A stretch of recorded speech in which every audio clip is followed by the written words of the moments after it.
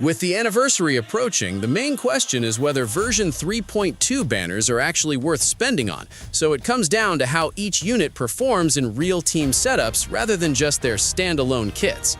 Starting with SIGRIKA, she's a 5-star arrow gauntlet user built almost entirely around scaling echo skill damage, and unlike previous characters who only partially leaned into that mechanic, her entire output revolves around it. That focus gives her a clear identity, but it also creates a dependency problem because she needs QIUYUAN to unlock that damage ceiling.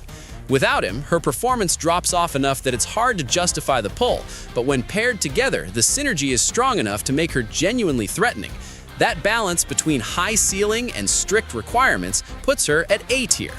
Moving to QIUYUAN, he functions as a sub-DPS, but his real value is tied to how he amplifies echo skill damage, which currently makes him irreplaceable for characters like SIGRIKA and PHOEBE.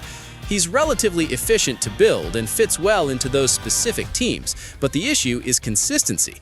His rotation depends heavily on uninterrupted flow, and even a small disruption can break his energy cycle and reduce his contribution significantly.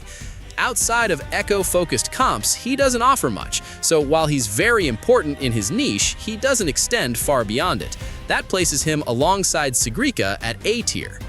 LYNAE shifts the conversation completely because she doesn't rely on narrow conditions to be effective. She operates as a sub-DPS that can slot into nearly any composition and still contribute meaningful damage and utility. While she might not always be the optimal pick in every team, there's no situation where she feels like a liability.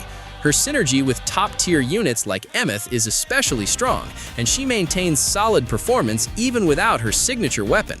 That level of flexibility and consistency is what earns her an S-tier placement. ZANI sits on the opposite end of the spectrum, where her entire kit is heavily tied to PHOEBE. Without that specific pairing, her mechanics don't function properly, which makes her extremely restrictive to use. Even when everything is set up correctly, her damage output doesn't quite reach the level expected compared to other top options, and her gameplay demands precise execution that can feel unnecessarily punishing.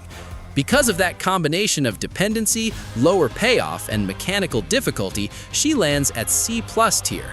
Finally, PHOEBE is often misread as a main DPS when she performs better in a more supportive or hybrid role. When used correctly, especially alongside units like Spectro, Rover, and LYNAE, she provides stable damage and useful team contributions without needing overly strict conditions.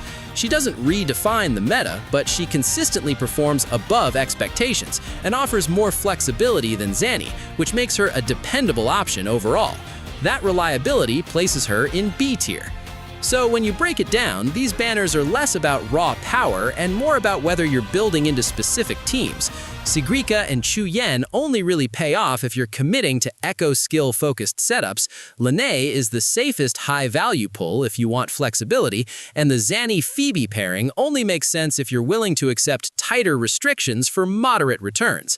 If you're managing resources with the anniversary coming up, the smarter approach is to prioritize consistency and long-term value over niche synergy, unless you're fully committed to that playstyle. That means LYNAE stands out as the most reliable investment here, while the others depend heavily on your existing roster and how far you're willing to build around them.